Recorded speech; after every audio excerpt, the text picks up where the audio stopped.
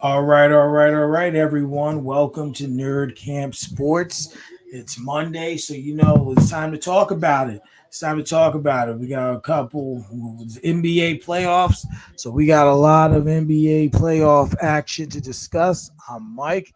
That's Raja Anthony Ali. How are you doing today, my brother?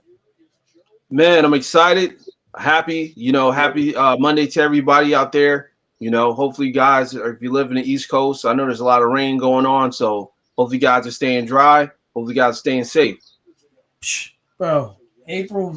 Well, why are we getting May showers? It's supposed to be April showers. The flowers are like I drenched. know, I know the whole trees, all that done. Like it's ridiculous, but I guess we gotta just roll with it. Absolutely. I mean, I had a route in the Bronx today, and I started at 4. I got to the Yeah, Bronx by like 6 after I did everything on the truck. Got down there about 6. I finished my last stop at 11:30, and then it started to rain on the way back. I was like, yeah, perfect. I was trying to beat that rain because that is not something I want to be stuck in. exactly. So as we know, we got the playoffs going.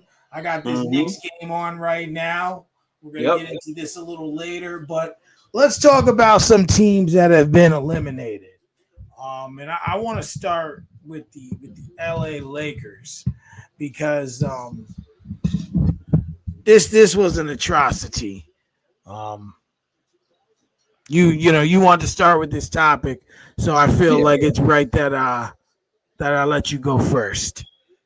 Yeah, man, it was a huge disappointment. I mean, the fact that they lost the series 4-1 in the playoffs and they lost the series at home in LA was absolutely ridiculous because I honestly deep down thought that LeBron and Luca had enough to get over the hump and get out of the first round. But I thought wrong, man. When I watched that last game, that game 5, when they had Rudy Gobert go off and get 27 points, 24 rebounds, I was like, it's over. They need a center. They need a center. They also need some type of lockdown defender that's going to play the perimeter because they were suffering on both ends. They're suffering in the inside and also on the perimeter. Plus, not to mention, they need that third option scorer. Now, I'm not sure if LeBron is going to come back next season because of this. Like, Right. there's so much questioning with that I'm kind of wondering what's the future with him, because the team doesn't look structured enough to make it even to the playoffs next year. So I'm considering saying that LeBron should retire. He should give it up for at least if he wants to come back, maybe 1 year. And then decide what team he wants to play for. Because the Lakers, the way it's constructed, I don't think they're going to make it even to the playoffs next season with this type of team. Mm. Well, I can assure you, LeBron ain't gonna retire. He wants that 52 million, no matter who's gonna pay it. I, that I can tell you.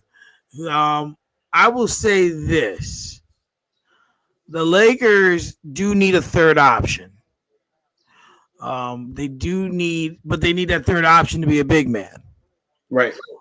So you're really at a point where you have to look at who's out there. I've heard names like Vucevic on the Bulls thrown out Yeah. there, Valanciunas thrown out there, but you just need a big man really that can rebound, that can block some shots, who can give you 10 to 15 points a game along with those boards. So they have to find that. Um, that's the first thing. And when I look at this series and I look at the Timberwolves, I think they played with a chip on their shoulder. They wanted to go into this and say, okay, we have been to the Western Conference Finals recently. Right. We're still that team. No Hmm. matter that we lost Cat, that's irrelevant. We still have a squad. Now, be that as it may, many people don't look, even though they were in sixth place, they won 48 games this season. And the Lakers won, I believe, 49 games. So that Right. shows you how tight the margin was after OKC. But if I'm the Lakers, shout out to JJ Redick. He definitely showed he knows how to coach, knows how to connect with his players. But if I'm the Lakers, you need to go and do something unthinkable to ensure victory. You need to do something to ensure that you're going to win. You need to find a way to make something happen out of nothing again. Like when we thought that they had gutted their roster and they weren't going to get rid of Westbrook, they found a way to get rid of Westbrook. When there was a what was it? There was another time I just had it in my head where they just they looked like they had nothing, and they found a way to get something. Oh, when they got Anthony Davis, they had Right. like nothing, and then boom, here he was. You made some moves. You had to give up something to get Luka, but he's there. But now Right. you need one more piece, and this is going to sound crazy, and it's going to sound absurd. But you know what? Someone's unhappy in Milwaukee, and damn it, you need to find a way to get them there. Mike, I said it sounded crazy. I said it Mike, sounded no. crazy. No, that's insane. I'm gonna tell you why. Because imagine LeBron, Luka, and Giannis on one team.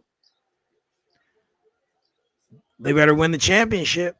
No, not only that, they better win multiple championships. This is ridiculous. They'll never do that. And if they do, I don't even want to even watch the NBA anymore.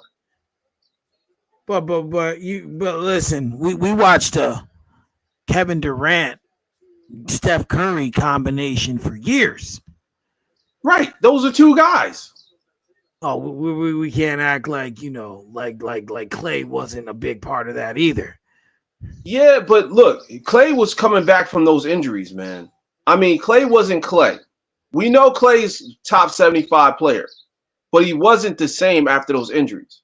Yeah, but he was there before. KD was there before those injuries. Oh, that is correct. But Clay Thompson is not like he can't hold his own team. You know that. If you No, look I'm not at saying that, but what I'm saying is when you add Clay Thompson to Kevin Durant and Steph Curry, yeah, he knows he's an automatic third option, but him being who he is, because those two guys require so much attention, make it easier for him to be an all-star caliber player. That's all I'm saying. That's all I'm saying. And I get that, but we're talking about three franchise players 3 years ago. We're talking about LeBron, we're talking about Luka, and we're talking about Giannis. All three of these guys had their own team 3 years ago. Right? Yeah, absolutely. So if you put them on a team together, that's whack. That is whack. Yeah, that is super whack because it's like you're destroying how the NBA set up. Like you're taking three number ones and put them on one team to win the championship. Klay Thompson is not a number one option. He's not even a number two option when you look at Steph Curry and whoever he's playing with. Because it was Kevin Durant, you're saying, okay, cool. But Kevin Durant is a two. He's a number one option. True. Okay. Debo says Giannis is not going to LA. I'm not saying that he's going to go. What I'm saying is they need to have a third option, and they need someone who's going to be a third option that makes a difference. You could throw other names in there, but a lot of the other guys who are, he's saying he might go to the Knicks. That ain't gonna work either. I don't want to see that either. That ain't gonna work either. I don't want to see that either. I don't want to see him on the Knicks. I don't want to see him on the Lakers. I want to see Giannis in a place like the Miami Heat or a place like the Orlando Magic, somewhere where they're like they need that first option. But the thing is that I don't think. All right. Did you hear what he said, Giannis, after the game? They always ask him if he considers the season a failure. Right. And he hates the question. every Yeah, year. And he said, Michael, this one time, the first time I think it was 2 years ago, he yeah, said, 2 years ago. Michael Jordan played 15 years. He won 6 championships. The other 9 years are a failure. Right. You know, it's the same. It's the same thing. And he was saying how like he was upset, and we'll get into this too. The Bucks first round elimination, but he was Yeah. upset about it and things of that nature. But needed to, he speculated something needed to be done. Now, Okay. all I'm saying is, I'm not saying go to the Lakers. I'm just saying they should make an attempt. If just what's the worst that can happen? The answer is going to be no, right? But Yeah. for the Lakers, they need that third option. They gave up. They paid the ultimate price to get Luka. They Yeah. wanted to ensure the future. Obviously, the Mavericks thought Davis made them look better on paper and made them more of a contender. And I'm not saying they're not a contender if they're all Right. healthy, but for the Lakers, something has to be done. Well, I would say this kind of like, to close out my segment on the Lakers on my side, that the Lakers have to stick to the formula. They got to find a way if LeBron comes back, because I'm not 100% sure he's going to come back. Because, like I said, I'm like almost convinced he's not. Right. But if they stay to the formula, keep LeBron, keep Luka, I think they do need to find a big man, but they need to find somebody like, you know, Valachunas, someone that's like a fringe all-star. If he was an all-star, I don't even think he made the all-star team ever. But he's very serviceable. He can But get you very serviceable. He double gives you double. 20-10 every night. He gives you 10 rebounds, 10 points. That's good. That would do. He's somebody that you can depend on in the playoffs. Now, they need to find a third option, somebody that's a scorer, somebody like, should I say it, Jalen Green. Now, I know that's a huge price tag because he's with the Rockets and he's a young star, but did you see what he did in the playoffs? He stunk up the place. Why? Because he was in a position to be the number 2 option, and he's not a number 2 option. He's a number 3 option at best. So if you got Luka, you got LeBron, and you got someone like Jalen Green, that's a perfect team to me. I mean, especially because he can score from the outside when he's not the first option or the second option. Right. So that's the type of team I would construct, and also find a way to build up the bench. The bench was horrible. Oh, listen, when you look at the 2008 Celtics, right, who won the championship, Yeah, they had an elite bench. You look at right. those 2 Miami Heat championships with LeBron, they had an elite bench. The bench is very, very important. It And is. they definitely need to get on to that for sure.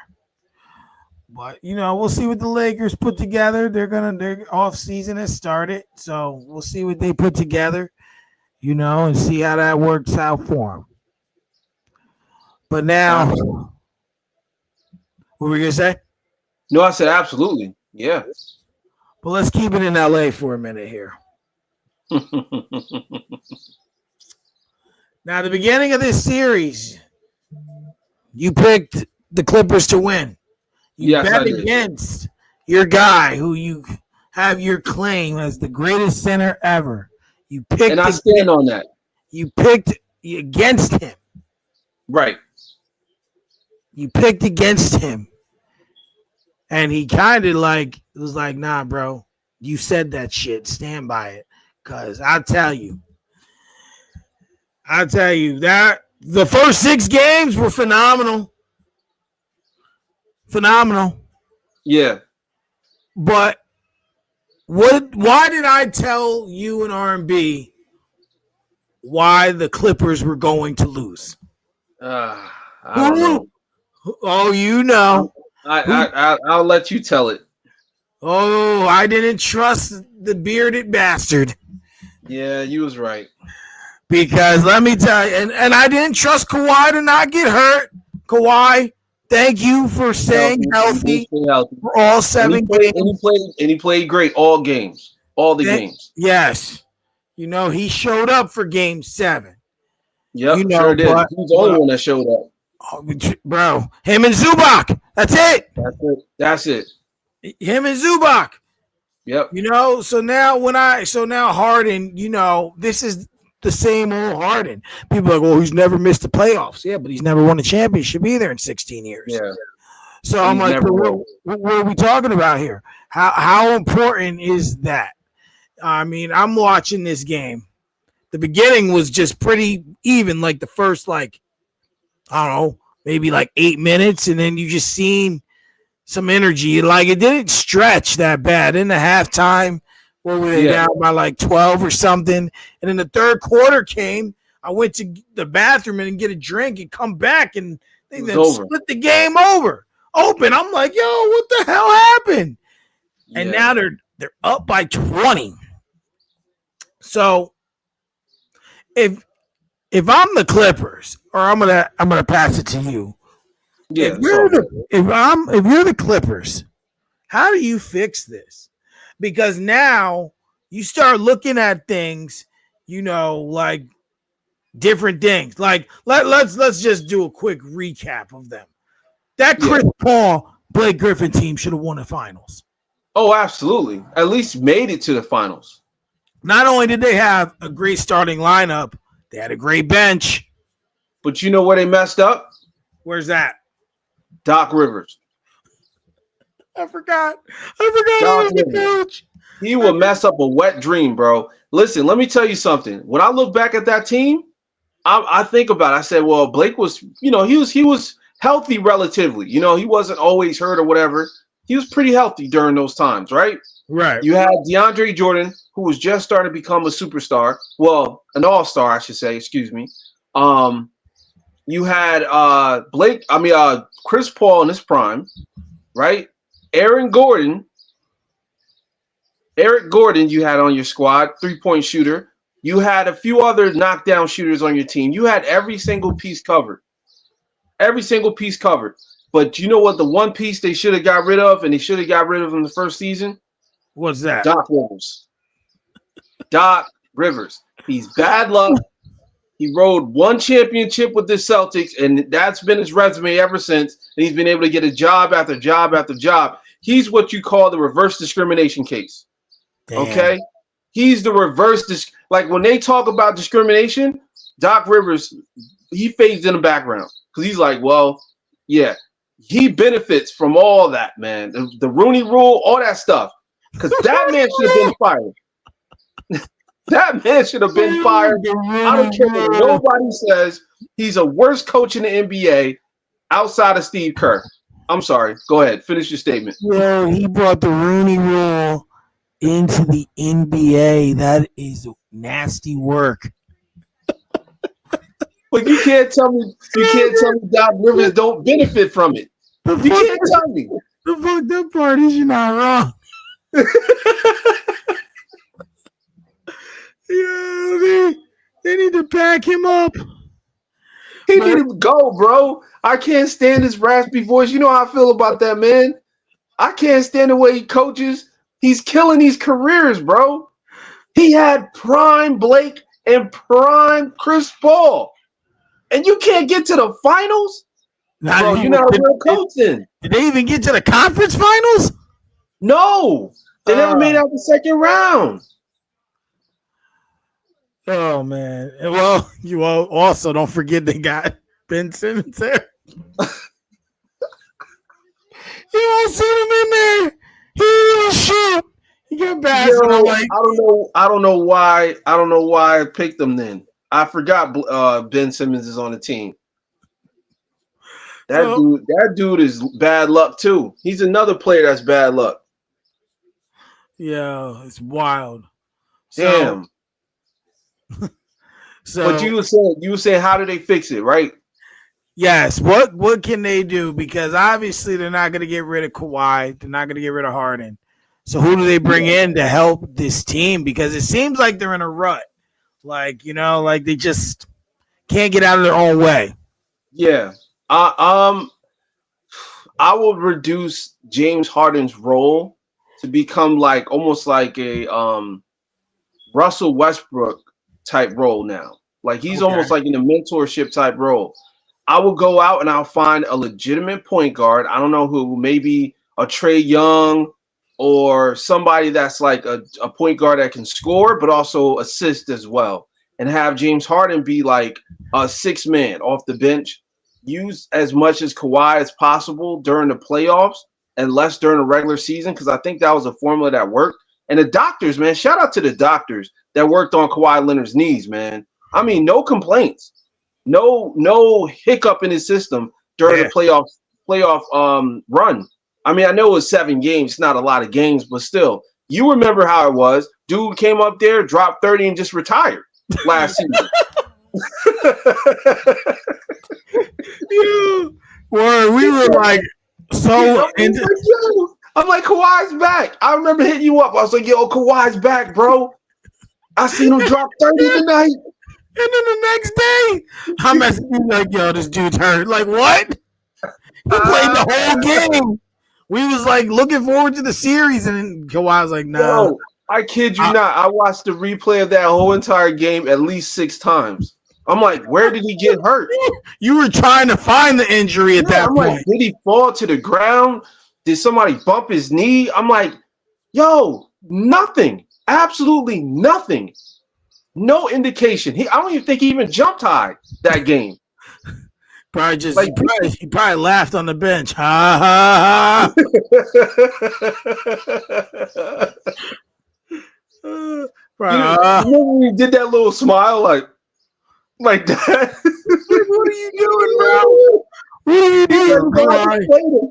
I just played him. I just dropped 30 and then retired for the season. I just just went to Cancun right It afterwards. was like But damn. But anyway, to answer your question, I think they need to really go out and get Trey Young. I think Trey Young will fit perfect with the Clippers. I also think they need to find a way to complete that bench again. Like the bench is everything. I love Norman Powell. I love what he offers to the team. I think he's great. Sometimes the light gets a little too bright for him, but they need that next scorer to come off the bench. If they can find that and get Trey Young, I think they can get over the top. I think they can find a way to make it. Because let's be real, Zubac been playing top-notch basketball, man. I mean, I know R&B went back and forth with who's better, Zubac or Chet Holmgren, but let's be real. Zubac showed that he's worth every penny that they're paying him. I think when you look at Chet Holmgren, you got to remember the guy's not even in his prime, right? Right. So, he still has some growth as a player and as an individual. When you look at Zubac, he's been around, he's been seasoned, he's well oiled. So, in the terms of traditional centering, Zubac can get more boards, more putbacks, more points. When you talk about finesse and the way today's game is played, it's Chet Holmgren. See, it's real hard to compare players now because different players do different things. Some do things better than others, but if it's me, like if I were starting a franchise side by side, I'm taking Chet mainly because of his age, that he's you know what I'm saying? His youth is on his side. Now, if you were to take that out and you want to build a team around skills and stuff, I would take Zubac. But if I'm building a team, starting a franchise, I'm taking Chet because of his size and the way the direction the game is going. The direction isn't really in Zubac's game anymore, right? Obviously, he's still finding ways to be sufficient and effective, but I need someone who's going to propel me forward. And I feel like in that situation, that would be Chet. But they definitely do their thing. Definitely, Yeah. definitely. And I will say this. I will say that you're right as far as the age goes, but as far as stat for stat, 16 points, 12 rebounds, and 3 assists for a center. That's pretty impressive. And shooting It is. 62%, 62% from the field. I think, like I said, you're right. They do have different type of games, so their game's a little bit different. But if you're looking for double doubles and you're looking for somebody that's going to give you, a good 15, 20 points a night and give you 12 rebounds, he's your guy. Um, so I think that's a good look, man. But yeah, the Clippers got to figure it out.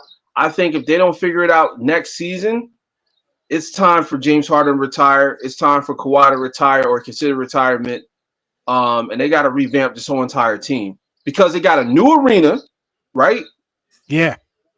That was one of the most hardest places to win outside of Denver, believe it or not. And ironically, they played each other in the playoffs. And Steve Ballmer's willing to spend the cash. He's willing to spend the cash for this team. So he's not holding back what he can do with this team. So when it comes down to these old roster, when it comes down to players like James Harden or even Kawhi, who's always hurt, he might want to move away from that in 2026, 2027, man. Well, there will become a point in time where it is time to move on. Um, because eventually, why would you shoot that, Tatum? That was awful. Um, there is a time where you have to move away from that, from older players, but they definitely just have to find someone they can add to help them right now.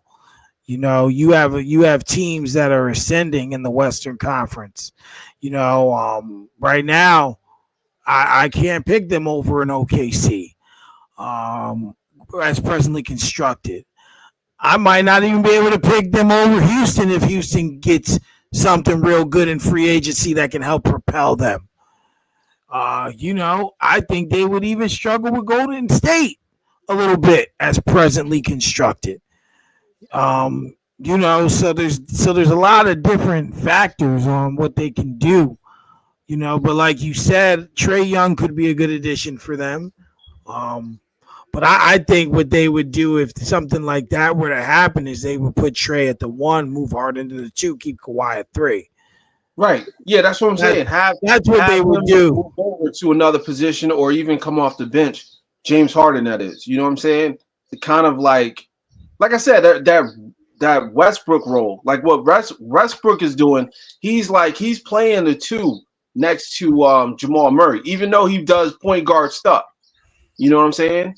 He's still Right. playing that second fiddle because he knows Jamal Murray's going to control the rock when he's on the floor. But when he comes off the bench, he's also playing that six man too. I love the role that they got for Russ. Russ playing exactly how I seen him play when he was in Washington.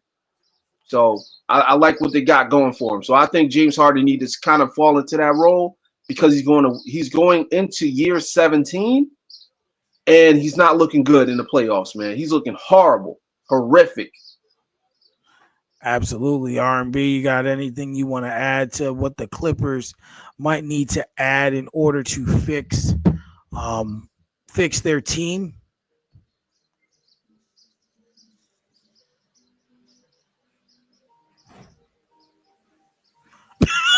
I, You look like you look like you want to say something, but but but you just don't know what to say. nah, it's that's a tough question because I really don't think I'm kind of adjusting myself, getting my camera Good. and shit right. But I really don't think that the Clippers, man, I don't think they really need to change too much. Um, I definitely think that they need to part ways with Chris Dunn. Can't hit the broadside of a burn, man. Can't brother just wasn't hitting nothing. I mean, horrific shooting from the field throughout Chris the entire series against Denver. Chris Dunn is done. Yeah, he's done.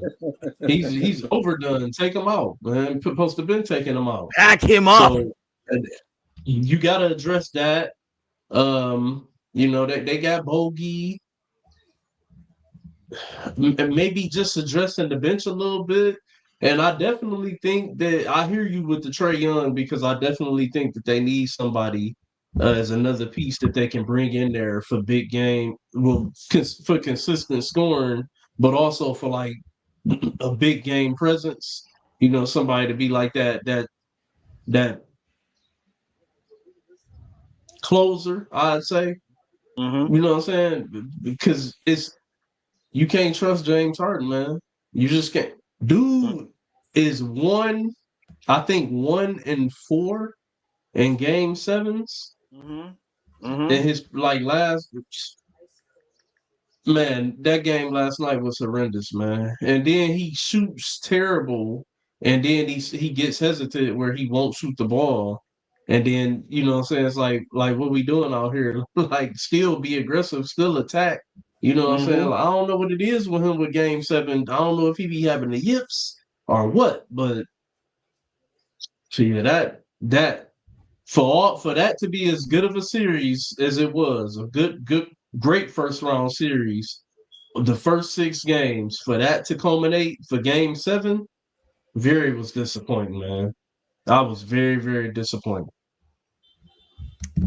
Yeah, well, I guess we'll see what the Clippers have to bring to the table, and if they do make any changes or adjustments, that'll be that'll be will be determined in the off season. So I heard something the other day, and you ever hear like there's certain people who are in media that really like, and I'm sure there's people who think I'm cringe. That's cool, but we're supposed to make people cringe. And there's certain people in media that really make you cringe. For me, some of those people are obviously, y'all know Skip Bayless is at the top of the list. Nick Wright is on that list. Oh yeah, he's definitely on my list. Can't stand him. Oh, man. But Paul Pierce is on that list as well. What did he say?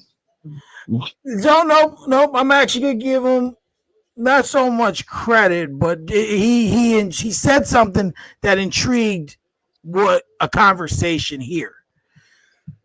Now we all know Paul Pierce is the ultimate LeBron hater. Like we know it. We know this. Like we know why. We know. But he was on. He does a show with Keyshawn Johnson, right? I don't watch FS like that, so I'm not sure. But I think he does a show with Keyshawn Johnson. And they were talking about, he was talking, he said that LeBron isn't even the greatest player in his own era. He claims that if, let's say, Steph Curry gets to 5 and LeBron stays at 4, that Steph Curry's the greatest of this era. What are you guys' thoughts on that take of his? I mean, he had some stats. I got to really learn how to play videos on here. But I seen that video. You know what you said. You know, I seen it. do you guys remember any of the stats or anything he said? Like I was like, I'm in and out. I don't remember some of the other stuff he said. I mean, he had factual information to make his point. So like this one, I'm like, all right, at least you got something to say without the hating. You have some numbers behind what you're saying. But what are you guys' thoughts on that? The only stat that I remember in that whole reel is that when it comes to all-time records, the only thing that Steph Curry is ahead of LeBron in is three-pointers. Right. And it's 2. Out of all of the I think it's like 13 different stats or something like that. Steph only is ahead of LeBron in 2 of them. All of the rest of them are LeBron's, and I think he's damn near top 3 in a lot of them. So if not first. Yeah, if not first. So and this coming from a Steph guy. I'm not a LeBron guy, but this is a sports show, so we got to keep it real. Hey, man, I don't agree with that take. I just don't. Now, if you tell me Steph Curry could go on from right now and get 2 more, then yeah, we We might have to might have be a having a conversation at that conversation. point. Yeah, But exactly. because we know how powerful championships are powerful.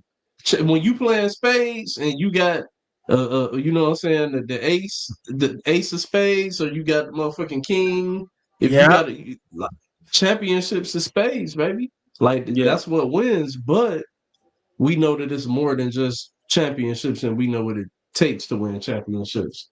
So it's just you the the career LeBron has had, excelling all of the expectations that was put on him coming in 2003. Hmm. You can't you can't measure it, man. Like dude is he on another level. You know what I'm saying? Like the health wise, you know what I'm saying? Look how he just looked in the series, even though they got whooped on by the Timberwolves, like this dude 40 years old and out here averaging 27 this year. So, you know what I'm saying? Like I just can't agree with that take. But like I said, if Steph was able to go on to get two more championships, I would probably have to agree with that, or at least had a conversation. But for right now, I just can't say that. I can say he's if he won another one, he would win this era. But that winning the era doesn't necessarily make you better. Yes, Hmm. I agree. It just don't. I would say that I have the same thoughts that um, that I don't think it would make him a better player because to me, I've always said championships are important, but they're not everything. They're Right. not everything, right? And when you look at like, okay, I like to utilize Peyton Manning for this because Peyton Manning obviously is regarded as one of the greatest quarterbacks ever, especially from a statistical standpoint. But what was Mm-hmm. his biggest woe? Those playoffs. He got there and he Bill wasn't Belichick defense. wasn't good. He has two Super Bowls. One he won, one he didn't win. His defense won, but he had His been there. defense won. But he'd But been there, he did do what he needed to do though, managed the as a game. game manager. Yeah, Yeah. Yeah. he would, but yeah, he did go four times. Um, you know, um, so that I tried to say is kind of like the same instance. Like, granted, LeBron's been there 10 times. All right, he's only walked away with four, but he's done so much statistically that it's hard to ignore. Like, you're passing Kareem Abdul-Jabbar and everything, someone who we thought would never be passed. You know, the only thing that I could say that Curry has over LeBron that stands out is beating the Bulls record. That's a moment, even though they didn't win the championship, beating that record is a monumental thing because it's something I thought I would never see. Like, the fact that I was able to see that record beat and a black president in my lifetime is nasty work. Nasty work. Good nasty Hey, so work. Mike, See, I but let me. I can give you. Uh-huh. I was just gonna say real quick. I was gonna give Mike the stats and shit from the real. Basically, what Paul Pierce was saying that Steph would have won one pre KD, then the two Yep. with KD, and Yep. then one after Post. KD. Yeah. And then he said the two championships would still be won without a top 75 player, next to him or whatever. So Okay. that's what he was trying to argue. But we Yeah. all know it's circumstantial at the end of the day, man. I got a comment here on IG from Slim Triller 47. He was just pointing out. He said Steph got more chips in his era, but Steph had to develop. Brian came out strong as fuck. So that's true. So, okay, what were we gonna say, Raj? It was your Nah, I go. was just gonna kind of just end it with, I agree with y'all. I understand what Paul Pierce is saying though, but he also got to keep in mind that LeBron James is an all-time great.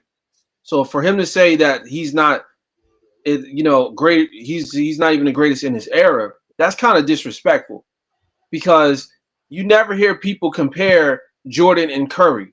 Like you might hear him as far as like the impact on the game, but as far as the GOAT, you never hear Steph Curry in that conversation unless you're in it from a Curry fan.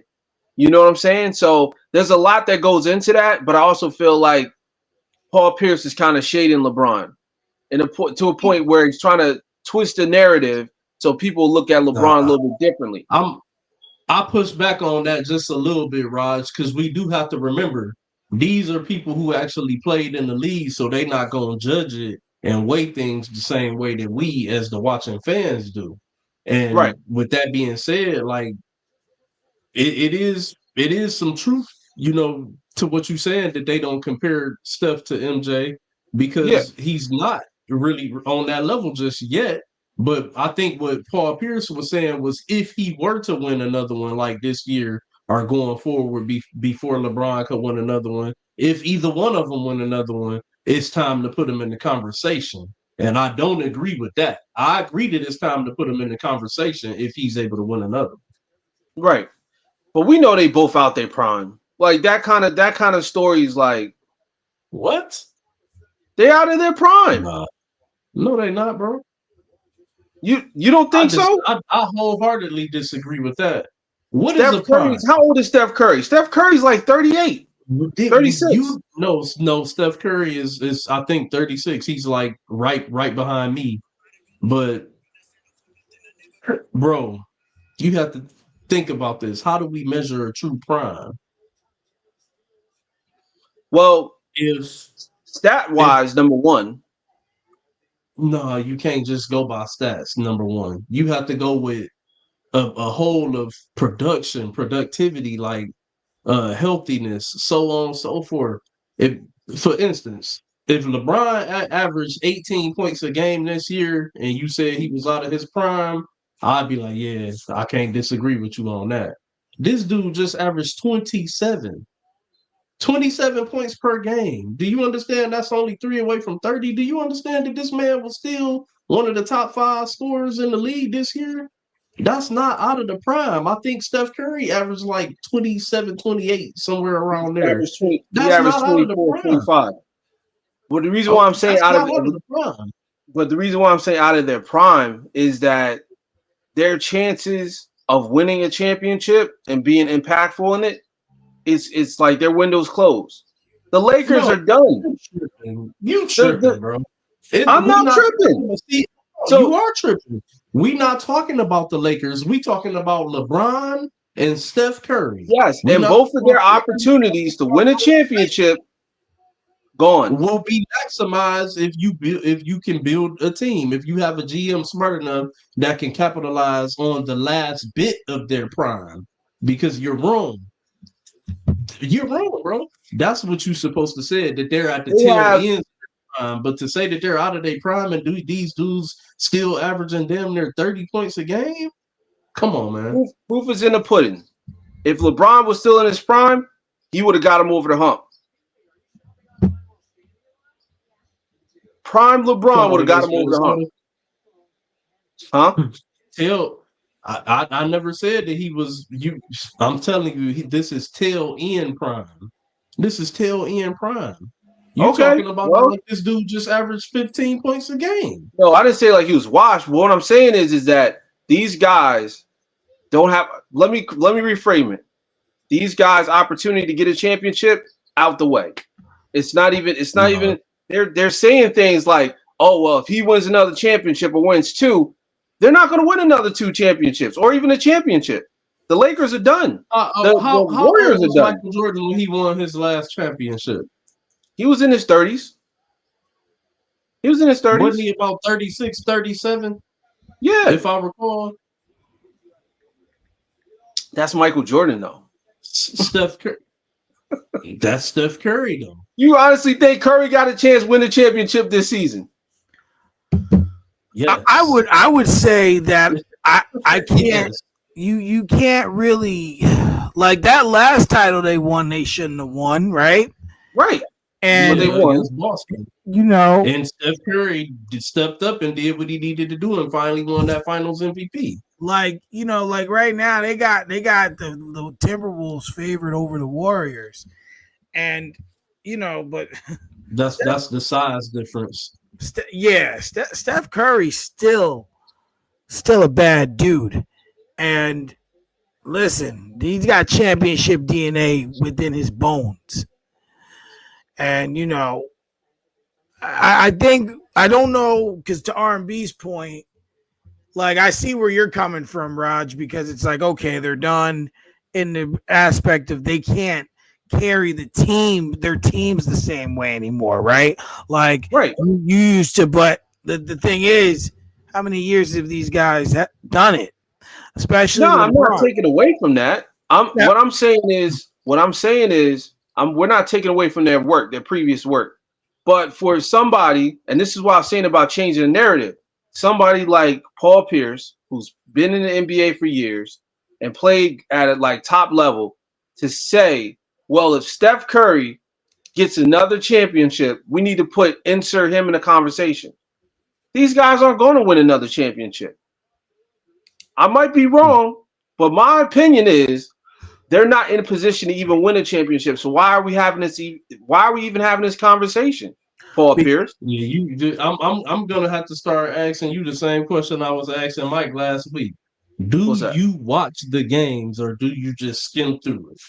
No, I watch the games. I watch all the games. So you telling me you watch all the games and you legitimately sitting up here telling me that you don't think that LeBron or Steph could still win another championship right now? Absolutely. Do you not understand that the Lakers were just third in the Western Conference, and that when they traded for Luka, the expectations kind of was like, we building toward next year, but then how they got so hot, the defense. We talked about all this last week. The defense stepped up. Next thing you know, we looking at the Lakers as title contenders. Was that not because of LeBron and Luka?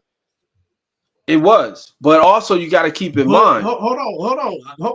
I'm about to give it right to you, but because of what you just seen transfer forward against Minnesota, now all of a sudden you forming this opinion that he's somehow out of his prime.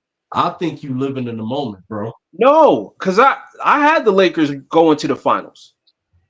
I had the Lakers going to the finals. So how can you say that he can't continue from you contradicting yourself? No, listen to what I'm saying. I have them going to the finals. I'm talking about winning a championship.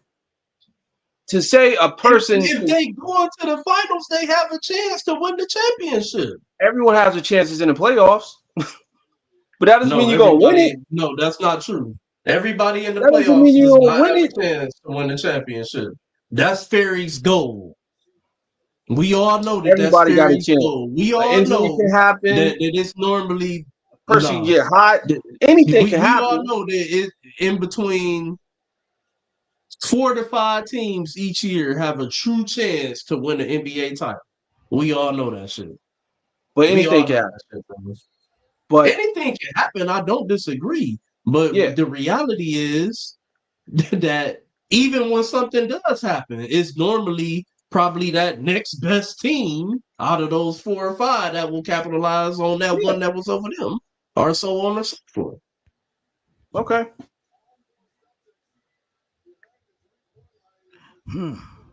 Well, we'll see what happens. Maybe one of them will win a championship before it's all said and done. Maybe not. So, up next, I want to talk about what I seen last night. I seen something that I wasn't ready to see. And it was the Pacers playing like they were the number 1 team in the Eastern Conference and not Cleveland. Now, I understand Garland did not play. Mobley didn't play either, right? Or did he get hurt? He was playing. I think he got hurt. Yeah, he got hurt in the game. Because I said that it's going to be a concern for game 2. My question is, and I'm going to throw this to you, Raj, first. Are the Pacers for real? Should the winner should do will they make it through Cleveland? And if they get to those conference finals, should the winner of this series be concerned? I think they make it through. I think they beat Cleveland. It's going to be a battle. I don't think they're going to beat them like, in 5. I think it's probably going to go 6 games. Um, we got to remember the Pacers. They played in the Eastern Conference Finals last season, and to be quite honest, I don't really believe in the Cavaliers like that. Like I never did. I mean I know they was the 1 seed and they're the best team in the East, but when it's all said and done, there's a lot that plays into that. Like for example, like you said, Darius Garland injured. Evan Mobley potentially could be injured, could be hurt, right? Yeah. Um, their ways of playing, like they couldn't stop the 3-point shot for nothing. I watched all their players on the Pacers hit those threes, so their perimeter defense is horrible. Um, I think at this point, if you don't get a hot game from Donovan Mitchell, that team is cooked. Like that whole entire team depends on Donovan scoring 30 points a night. And if you don't have Darius Garland there and he's hurt, that team is even going to even suffer because you don't have that extra score. Like you got Max Strauss on the team. You also got players like Evan Mobley. Hope he's okay. I hope he's not really hurt. But outside of that, you don't have a player that could give you 25 points outside of Donovan Mitchell. I mean, yes, you might find somebody that can get hot off the bench, but you need that consistent scoring when it comes down to the Indiana Pacers because they got Matherin, they got Halliburton, they got Nimhard, they got even the center Miles, right? So it's Yeah, like yeah. they got a lot of scorers on there, and they got Pascal Siakam that can give you 20 to 25 points. So it's like they can go and run up the numbers, and if you don't have somebody can keep up with them, then the series is going to be a series that's going to just fizzle out. Like I said, I don't think because they're a bad team, I don't think they're going to go 5 games or end it in 5. I think it's probably going to go 6. But I do have the Indiana Pacers beating the Cavaliers. What are your thoughts, R&B? Well, I'll say this. I have to agree with Raj if the injuries are going to be a concern. If injuries are not going to be a concern going forward and it's just something minor for game 1, then I like my chances with Cleveland, and I'll probably just call it Cleveland in 7. Look, man, Nimhart shot is shooting, I think, like 50% from 3. Yep. Do we know that he's a season? His season average from 3 this year was about 30 to 32%. So I want to see how long he can keep that up if he's going to actually stay hot or whether that's just fool's gold that we working with right now from him. But one thing about Indiana, I don't disagree with it. Rod said they definitely can score in bunches. But it's Absolutely. just like with them, it's all about how they play and who shows up. You sometimes you never know which Halliburton you're gonna get. You could get the Halliburton that'll go out there and shoot 8 for 28, but still give you some rebounds and about 12 assists, or you can get the dude who is just mad consistent and go out there and give you a triple double like very efficiently. Right. You get Pascal Siakam, as he mentioned, like they're very deep. Miles Turner, you know what I'm saying? Like this is a deep and dangerous team, but I think that Cleveland definitely will still win this series. Uh, as you started out, Mike, when you were saying like it looked like Indiana was playing as if they were the 1 seed, I pushed back on that a little bit. It's not like Cleveland got their ass whooped last night. You know what I'm saying? That we talking Garland not playing and we talking Mobley not finishing the game out when he gets hurt going through the game. So, you know what I'm saying? And Cleveland still had a chance to win in the last minute. You know what I'm saying? It was a nip and tuck battle back and forth. And you know what I'm saying, they just ended up a little outmanned down the stretch, but if you talking about Garland didn't play and they lost Mobley, and that's the best effort that Indiana can do is to still barely win, I think Cleveland can still pull this out because they are the better team and the deeper team, even though Indiana is pretty deep too. Well, I think I say that because they, like you said, just said they score in bunches. So when I'm watching, them score, 10, 12 in a row, they looked more prepared. Um, Yeah.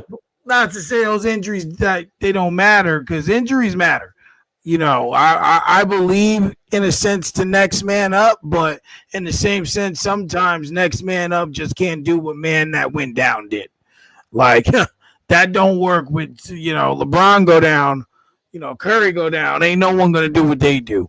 Giannis go down. Ain't no one gonna do what he does, right?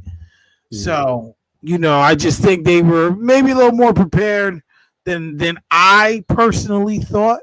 That I was, like watching this in real time. I was like, they'll be all right. The Cleveland should win this game by a good 10, 8 to 10 points. But they are definitely going to compete.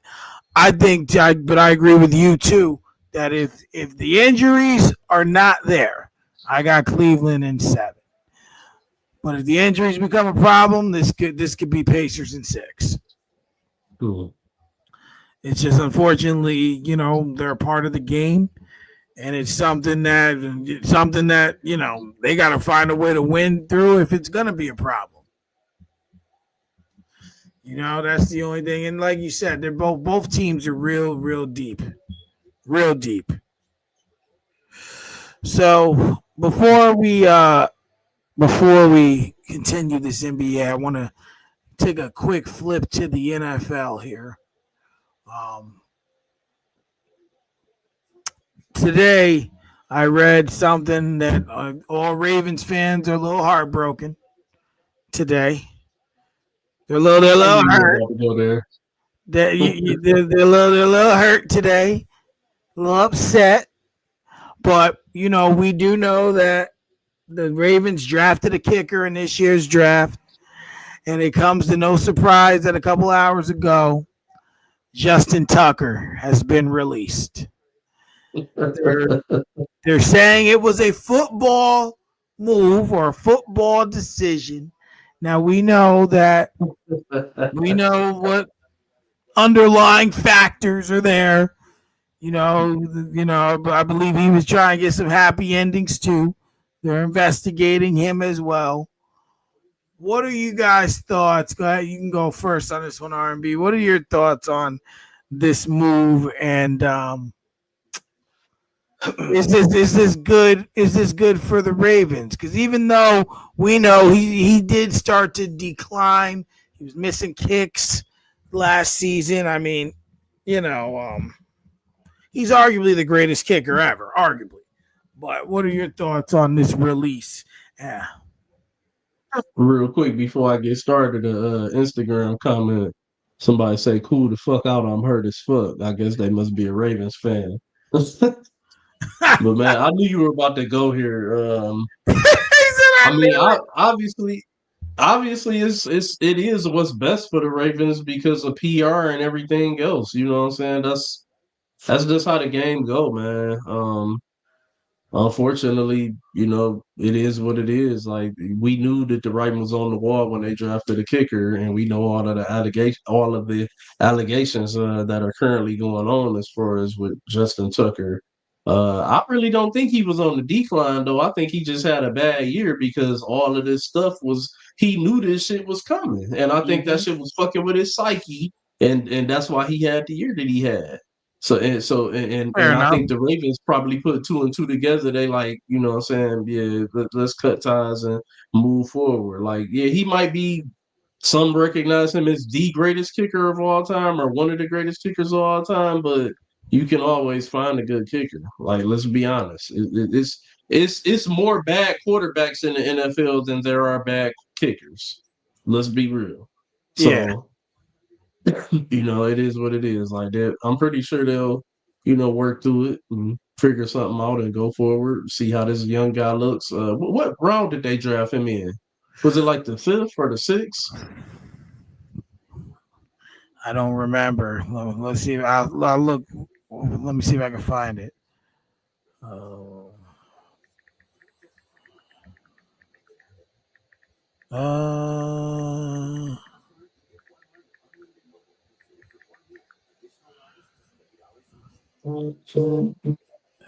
168th overall. So that had to be Probably like like the 6th round. Yeah. Is it 6? I think so. Shadur was number 144. 144, and you just said this was pick 163. 186. Oh, Oh, 186. 186. Oh yeah, that's like 7th round then. That's 7th round. Sixth round. Sixth round. Pick 186. I round. just found it. End of the 6th. Yeah, Uh, obviously because the Ravens are a good team. Yeah. So They they had a had good record. they had a later pick. Yeah. Damn. So I don't know that most of the time when you gonna move on from a great kicker like that, you normally see a team try to take a kicker, maybe a little earlier than that. So I mean, but we'll see. It's a kicker. Yeah, I mean, Just do your fucking job. That's all you got to do. Kicker. Ravens fans, they're upset today. They feel like they lost their dog. Like they real upset. And but like, yo, you knew this was coming. He knew it was What about coming. being upset about Mr. Happy Endings and stuff? Say he wanted the kicker and tipper. Oh, kicker and tipper. Jesus, what is going on in this world today? It's just gonna be like, ain't gonna be matter. It ain't gonna matter. It ain't Shannon gonna Sharp matter. stepped away from ESPN. He get released. Well, I mean, hey, listen, he was right. Lakers in 5. Lakers only 5. Home in 5, 4, 3, 2, 1. Oh man, it's gonna be what it's gonna be. Raj, what are your thoughts on this release? I mean, I don't really have that much to say about it because we knew the writing was on the wall with this whole situation, and it's crazy because this is what the second athlete this happened to when it comes down to these happy endings. Him and Deshaun Watson, they need to go ahead and just join the team together because this is crazy. So second athlete, third story. Yeah, like Don't forget something's Mr. up. Kraft. Oh yeah. Robert Kraft too. Like, I don't know, man. It's just whack. It's like when you get in those type of situations, and I just don't understand why they think they're never going to get caught. That's my thing. Like, eventually, it's coming because everybody knows who you are. They're watching TV, and I don't know. Honestly, I think the Ravens made the right move. I'll just say that because they don't want that looming over their head during the regular season. Absolutely. They're trying to get to the Super Bowl, man. So it's good that they made that move now. This can I say? Can I ask y'all something though? Go for it. Could that really loom over their head? I mean, it's the fucking kicker. It's not like we talking about Lamar Jackson here or some shit. It's fucking Justin Tucker. Nobody give a fuck about the kicker.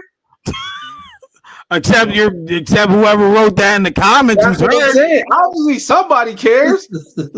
Somebody cares. They giving him that opposite Kirk Cousins treatment. Yeah, like it's. I get what you're saying, but you got to remember, bad press for a team that haven't made it past Patrick Mahomes. That's not a good look.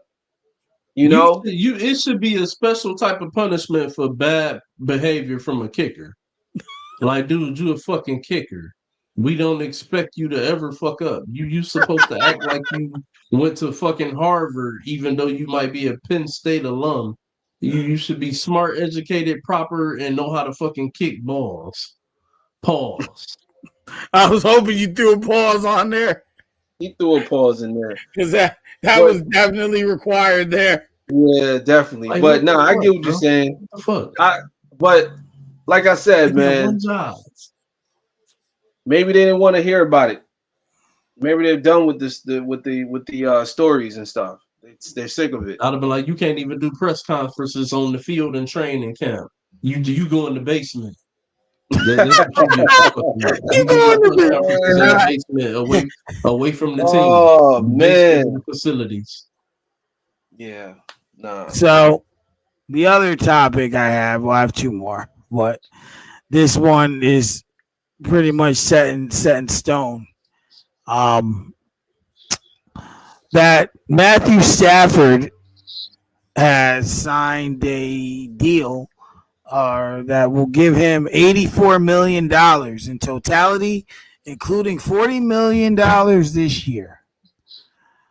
So, in your opinion, and I don't know whoever wants to take this first, how did we get from the Rams not wanting to pay Stafford, okay, not wanting to pay him, and was ready to trade him right.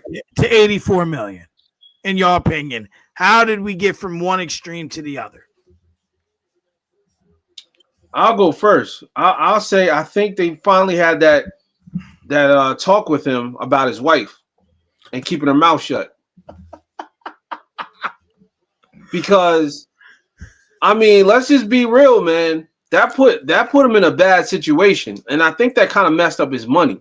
So if they spoke to him and her and said, "Look, keep your mouth shut. We don't want you on no more podcasts. We're gonna pay you the money, but we just need you to shut up." I think that's what happened because we already knew he was worth the money. As far as they was going to pay him as much as they wanted, but he was also in a bad situation because his wife want to get on podcasts and run her mouth.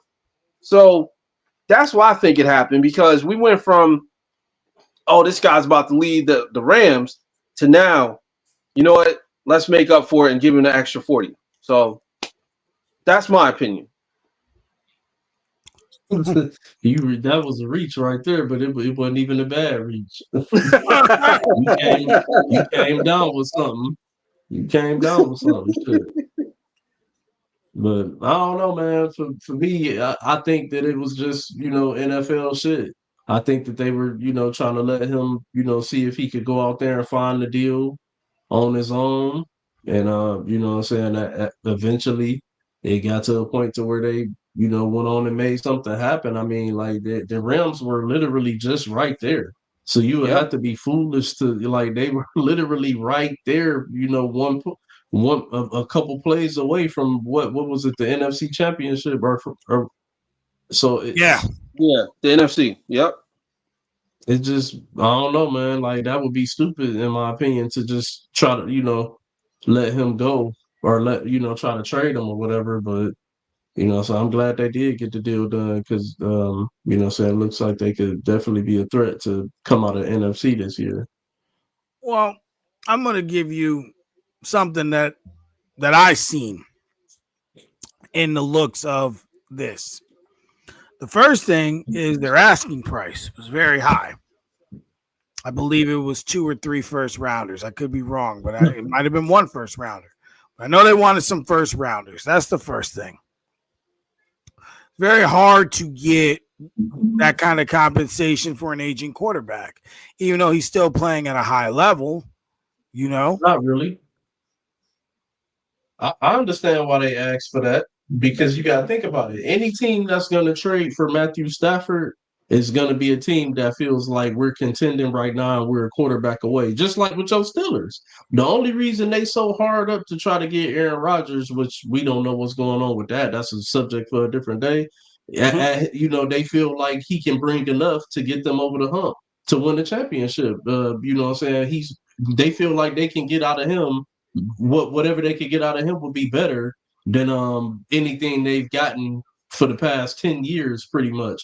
So the same thing with the Rams, you know what I'm saying? Like Stafford is playing at a high level, you know what I'm saying? And he's only in his mid late 30s, so it's not like he's 40 like Aaron Rodgers, but You know what I'm saying? He's playing good enough to where like I say, if it's a team that trades for him, it's gonna be a team that's like that middle of the pack. So that first round draft pick, even though it's valuable, is still around that, maybe 20 and up type shit. You Right. get what I'm saying? So it ain't really like a top 5 pick or top 10 pick type shit. Well, no, I'm not. What I'm saying is that some teams right now, as the league is constructed, might not feel comfortable, right, giving that up for whatever reason. That's the first thing I seen, and the second thing was I think the teams that he would have went to wouldn't have been a better situation for him. Mm. I heard a lot of talks with the Giants. That's not a better situation than what you have in LA.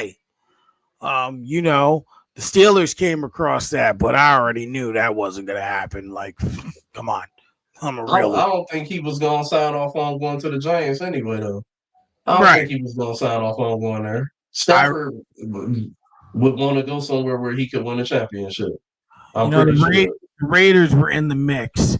So, as well. So, when you listen to those teams, okay, like, yeah, the Steelers have an opportunity. They're the best of those three teams, but realistically, he wasn't going to end up there because the Steelers weren't going to give up what they wanted, right? So I think he went out there, kind of seen what was out there, and knew him and the team knew, okay, we got to come back together and figure this out because this isn't gonna. There's no situation out here for you or I in order to make both sides happy. I'm mad at it. I hope that they can keep their wide receivers healthier because I read they were gonna. Did they cut Cooper Cup? I read they were thinking about it. I Well, don't they think I. did cut him, or Yeah, they cut him. if it didn't happen yet. Oh yeah, okay, yeah. I'm about to say I thought they already had cut Okay, him. okay, they did cut So him. it's So but I think they said it's a young boy that they got. You know what I'm saying, that they see a lot of promise yeah. in to be next to Puka. So So we'll see what happens with that, and we can go. But I hope they play well. I like Matthew Stafford. The last NFL topic I have is Mr. Irrelevant from a couple years ago. There is speculation that Brock Purdy is going to be paid $50 million a year. By the look on your face, Raj, I think you should go first. No, I mean, no offense to him. I think he proved that he deserves to be recognized as a I would say probably top 10 in the game right now. But $50 million is a lot of money for a quarterback like Brock Purdy. And I'm not saying that he's a bad quarterback and he don't deserve the type of money, but some got to give, man. He's got too many chances that he done got to the NFC Championship and have stunk up the joint. And then on top of that, like they pay him $50 million. Then what are they going to do about their wide receivers? Because they lost everybody. They lost all the pieces. So right now, I mean, you pay them top dollar. Are you guys going to make it back to the Super Bowl? That's the question. So I don't know. I just don't agree with them giving them that type of money, and then 2 years down the road or a year down the road, they regret it, and now they got to restructure the contract. I just don't think you should get paid that much. That's a lot of money. I ain't gonna lie, you lost me when you said that Brock Purdy was a top 10 quarterback. I don't think he trash, but he's not top 10. He's a good quarterback. He's Brock Purdy is not a $50 million quarterback. I know that we've seen anomalies. We've seen, great stories and all the drafts where, we got these dudes who go late in the draft and they rise to prominence and different things like that. But let's understand something here. Brock Purdy to me, he still has not proven that he can raise the level of the talent when he's working with less. They had an injury riddled season. I give you that. Even I think he missed some games this year with injury, if I'm Yeah. not mistaken, didn't he? Yes, So he did. you know what I'm saying? I won't hold that against him. But as far as like still being able to prove that, hey, when you only got IU and Debo is down, or you only got Debo and Kittle and Ayuk is down, or oh, Christian is out this week. To me, he still hasn't proven that. And I don't look at him and see a $50 million quarterback. I see someone that of all of the quarterbacks that they've gone through with Kyle Shanahan since his tenure here in San Francisco, Brock Purdy is the one quarterback that I feel like has ran his system the best and with everything around him. Because some of them had everything around them and they didn't look nearly as good as Brock Purdy has looked. So I will give him that. And for that, I do think that he deserves to be paid. But as far as like giving him $50 million, Brock Purdy is not the quarterback that should reset the market. Let's keep it real here. Mhm. They need to pay. They need to play Jerry Jones's game with him. I'm sorry. This got to be a long haul. This gonna have to be a back and forth like Jerry did with Dak, undeservingly with Dak. And I'm not even a Dak guy, but undeservingly with Dak. With Purdy, is warranted. I see. Unfortunately, for the fans of San Francisco, they're in a what I call a doubly deuce. And what sucks about this situation is the man has achieved Super Bowl berth. And as soon as he got there, I knew that this day would come where it was like, okay, we got to pay him something. 50 million, that ain't it. You want to pay him? I got no problem with that. But 50 million? 50 million is asinine. That's nasty work. That's extra nasty work. And like you said, R&B, he should not be the one resetting the market. Now, had he have won that Super Bowl, I don't know if I'd feel the same way, but I'd feel more comfortable with it, if that makes sense. I can't fully say I'd be on board with him getting $50 million, but I'd be more comfortable and understand why. You got a guy here who won a Super Bowl for you. Now you turn it the other way. It's like, I don't think so. I think, he's a serviceable quarterback. I don't put him in top 10. I can't see it. 15, I can give you. But 10's a little bit of a reach. When you look at the landscape, and we'll be having another And you got to conversation. account for talent. Yes, absolutely. Because even when you look at, and then when you even look at the top, like when you look at top 10 quarterbacks, right? You put Mahomes, you put Allen, you put Burrow, you put Jackson. That's 4 right there. You're like, all right. I think someone put Hurts in that discussion now. Mhm. You put I think you got to put Jared Goff up there. That's 6 right there. you put Golf in that discussion. Um, Jaden Daniels, after the season he just had, he's in there. he definitely has the right to be there as well. So then you start looking at the landscape and you're like, oh wow, like is he? I just don't see it. I don't see it. And you know something, Mike? Bringing his name up made me think of something.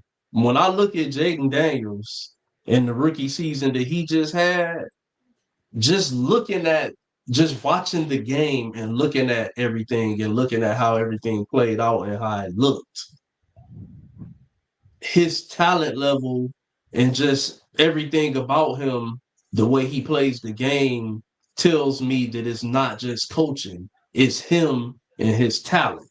When I look Absolutely. at Brock Purdy, I look at it and it's like I see some flashes of talent here and there.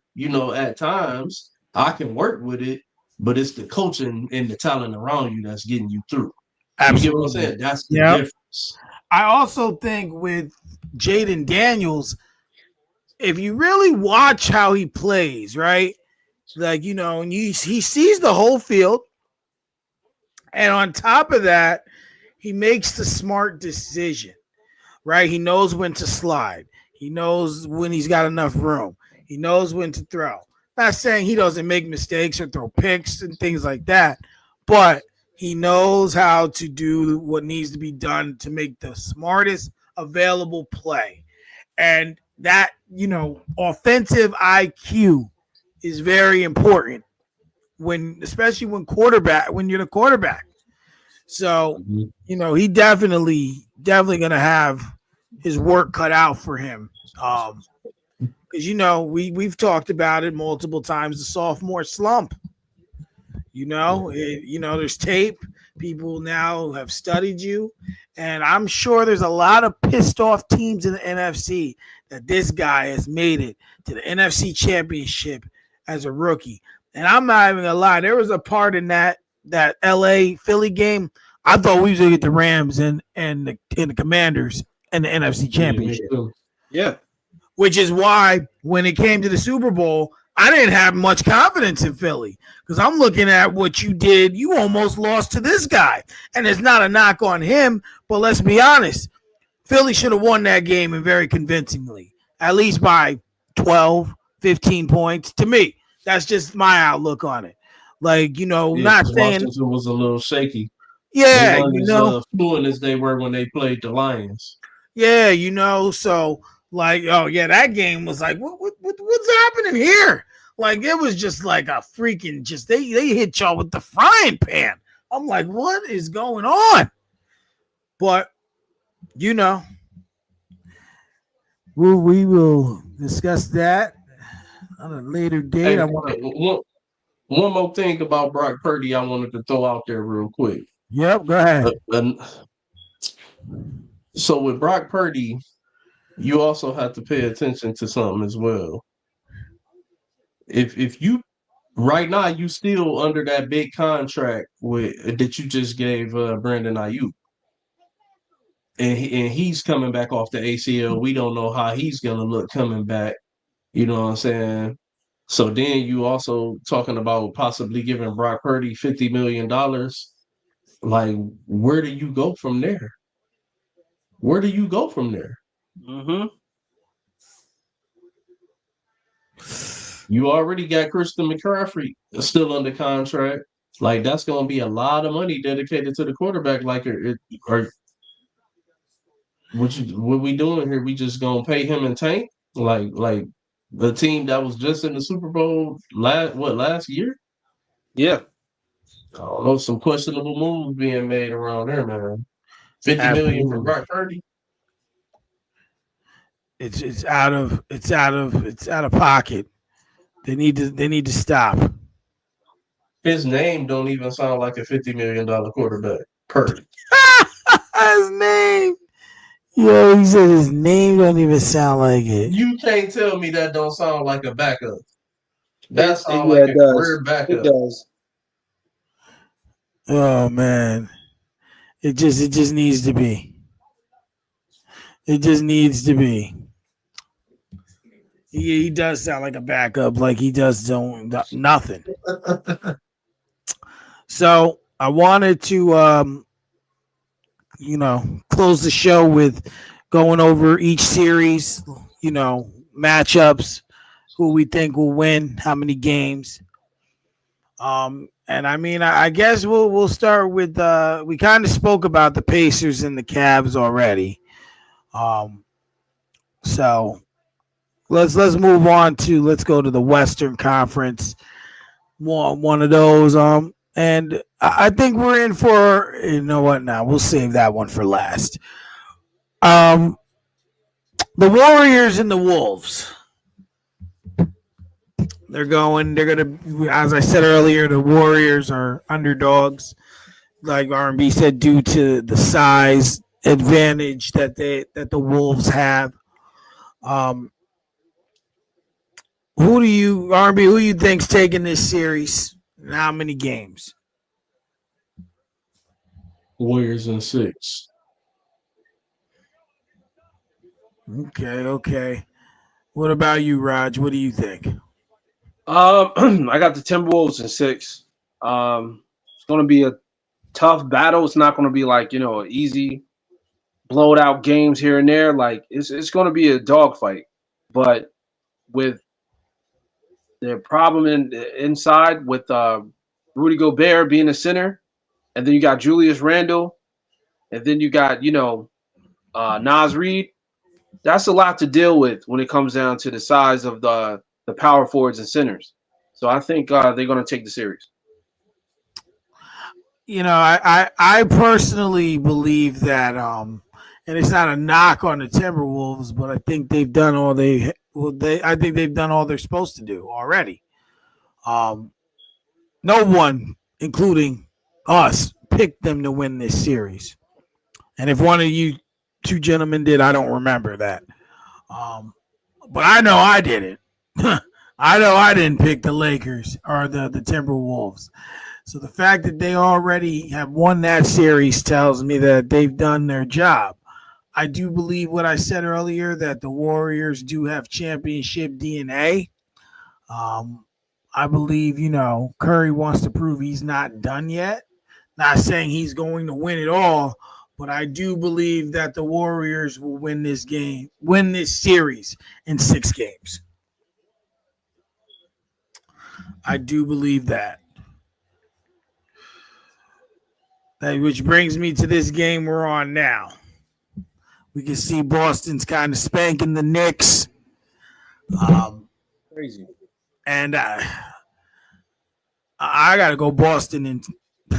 I want to say 5, but I'm going to give the Knicks 2 games. I'm going to say Boston in 6. I'm gonna say Boston in 5.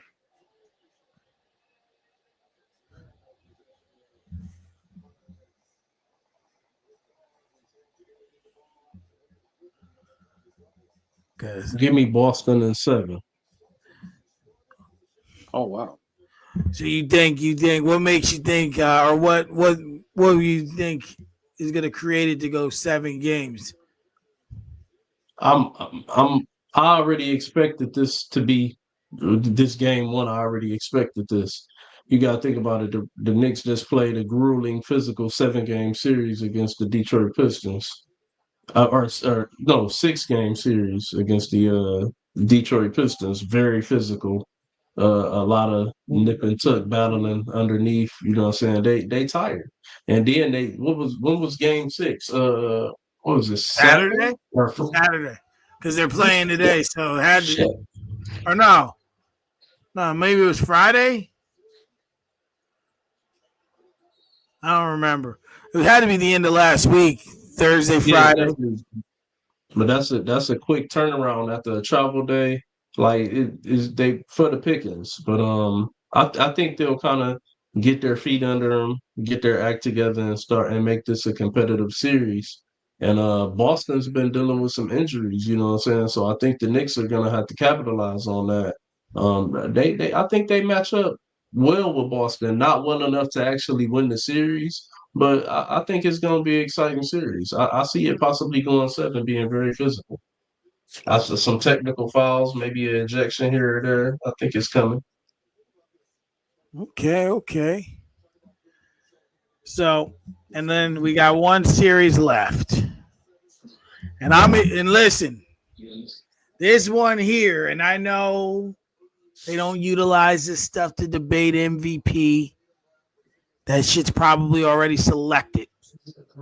However, that's what the talk of this series is going to be. That's what the story is going to be. That's what's going to be. Which player? Who can do what they did all season at the biggest moment? And right now, the biggest, obviously, they want to both go to the finals. That's the biggest moment. But right now, and this time, the Thunder and the Nuggets is the biggest moment for both of these teams.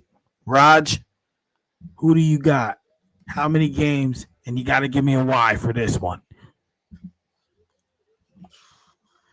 I'm gonna say, I hate to say it, but I'm gonna say OKC in 7. Picking against the greatest center ever again? Listen, I'm gonna tell you why. You can be great. You can There's be no one. reason you can tell us why. There's no reason you can tell us why. I'm gonna tell you why. They don't have a coach. They have a coach in the first series and they won. Yeah, but you also got James Harden on the other side. But look, they don't have a coach. He's a professional choke artist, by the way. They don't have a coach. Shea Gildress is going to be a problem for the Denver Nuggets. He's going to give them issues because he's going to force them to go to foul. And they're going to have to figure out how to utilize their bench. And without a coach, you cannot win games, a best of 7 series against someone like Shea Gilgeous-Alexander, who's going to tear apart the starting 5. Because at this point, without a coach, without any type of format to keep Shea Gilgeous out the paint, they're not going to win the series. So I got them in 7. It might go 6, but I got them in 7 because I do feel like once they get to Denver, they're going to put up a fight. They're at least going to get 2 or 3 wins, but they won't get that last win. Who you got, R&B? We OKC in 6, man. I feel like OKC got them dogs. They strapping up on that defensive end. They playing tough ball. Shea was okay in that first series, not as dominant as even though they swept him. I don't think he played as well as he could have. You know what I'm saying? I definitely expect them to turn it up now. You know what I'm saying? Going into this Denver series, but as I said, I'm on OKC in 6. I think that they're going to be able to play the defense. They're younger. They get up and down the court. You know what I'm saying? Shit. I don't know, man. I feel like that everything favors them. You know what I'm saying? Outside of, I probably say Joker is definitely the best player in the series, but I like what OKC got. I like their unit. I feel like they're the better team, and I feel like it's gonna show. I'm going with OKC in 6, maybe even 5. Only because, for the same reasons we talk about the Knicks, they were the Nuggets just had this grueling series, and it's gonna be rough. It's gonna be rough for them to come back and debate or not debate. Excuse me, to perform at a high level. But I think game 1 will be a fail fest altogether. Denver's going to be tired, and OKC's going to be too rested. So they're going to be rusty. Will Denver Exactly. really be tired after they?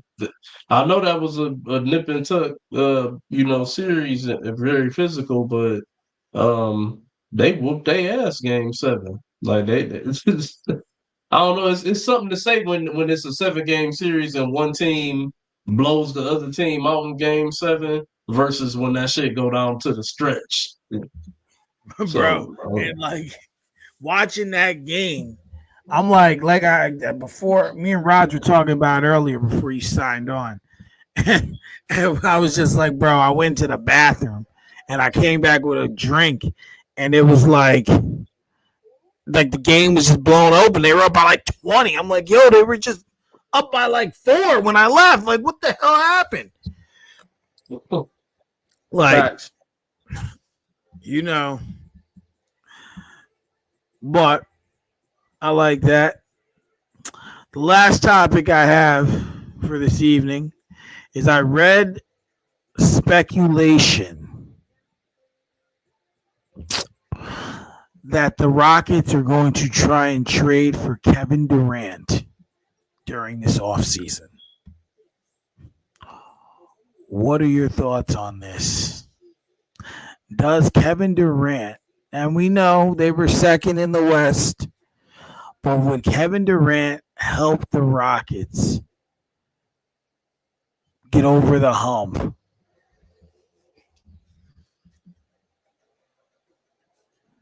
and be the Take dominant this one force? first. You go ahead. Go ahead. You, whoever wants to take it. You want to take it first, R&B? Go for it. It depends on what they have to give up to get them. Yep, I agree with that. That's Mm-hmm. that's the going theme with KD. Each stop so far after leaving Golden State, the other team has had to give up a little too much to get him.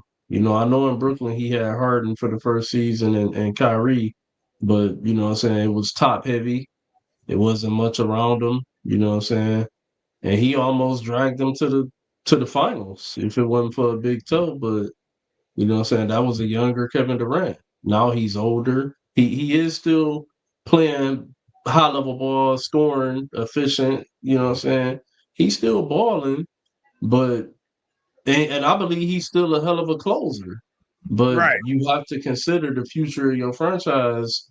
You talking about a guy that's, what I'm saying, getting ready to head toward the tail end of his prime and his career. So, what I'm saying, are you really willing to mortgage a future to chase for maybe what could be one, maybe two championships if you able to build around it well enough? With big contracts, I just don't know, man. So I like the young nucleus that they got. They definitely need another piece, but I don't know if that's the ultimate piece because of the price that they're gonna have to pay. Mm. The ends might not justify the means. Exactly, Yeah, It'd be especially different. in this case. It'd be different if he were a free agent. You could just sign him. Then that's yeah. you But as know, far as trading, it's a different game. 'cause you always got to give something up. I think he could be. But there's no scenario where you're not giving up Jalen Green or Sangoon. Like you got to give something up, and you're probably gonna even I have to think bring a third team into it to make it work. I think they'd be willing to part ways with Jalen Green, though. That's why everybody's speculating it to happen because I guess Phoenix might have some interest in him, and I probably would too. At this point, how the fuck Phoenix is look. What I'm saying? I'm getting him on what I feel like is a bargain deal. What I'm saying? But remember we had that conversation about Jalen Green, and I had told y'all I felt like the money that he got paid didn't justify what the hype, and it just didn't feel like they really wanted to invest in him like that for the Right. contract the extension that he got. You know what I'm saying? This series shows why. Your only double digit game for 38 when Jimmy Butler was out hurt. Other than that, you completely shut down and taken out of the equation. You were a no show. And you had a tendency to do that and be inconsistent. And so, what I'm saying? Yeah, uh, maybe in the next 2 to 3 years, you might be a bench player, a six man. So, what I'm saying? I don't know, man. We'll see how it plays out. Absolutely. And the other thing, you said you brought up the Warriors. Can we talk about Buddy Hield Curry last night? Um, because he was like a man possessed, tying the record for most threes in a playoff game. Like Mhm. dude was on something. I don't know what he was on, but I got to give him his credit. He was prepared. That man was putting in nasty work last night. Nasty work. So that has to be said. Lord, he's the way he shoots free throws. Well, gentlemen, I've been trying to condense the show a little bit during our slower season because we don't have NFL during this time really like that. So that's all I have. Is there anything you gentlemen would like to cover before we sign off of here? NFL releases the schedule tonight. The Yes. NFL schedule releases tonight. Oh, tonight it gets released? Really? I don't know why I thought it was the 14th, May 14th. I must admit, I thought that's what they said during the draft, but then again, schedule release. Oh, yeah. Oh, no. Oh, it says the 14th. Is it? Yeah, Wednesday, May 14th, Okay, 8 my p.m. bad. My I was bad. about to say, That's I my was nah, I that's my wasn't fault. saying My it to fault, do it bro. like that. I thought it was they must have released that today then or tonight or they must Yeah, have that's what they released today. They did okay. That but well, I I was, got I that was about, wrong. about That to was a get misread from me. about to get excited. I was like, oh, word? All Oh, right. word? I read, Yeah. I read it wrong. I thought it was tonight. That's on me. My fault. And My fault. then My I just fault to the audience. then I depressed myself by looking it up. But all right then, guys. Oh, another good episode. Thank everyone for watching, their support. You know, got some stuff going on behind the scenes, but we're fixing all that up. We'll be back here next Monday at 7 p.m. right here on Nerdcamp Sports. And that's all I got. I'll leave it to you gentlemen to close. Appreciate everybody supporting us, man. See you guys next week. All right. Peace and happiness, y'all. That's it. All right, guys. Have a good night. Everyone have a good week. Be safe. Be Enjoy the positive. game. Prosperous. And like I always say, be better than you were yesterday, today, but be prepared tomorrow to be better than you were today. Peace. Shalom. Peace.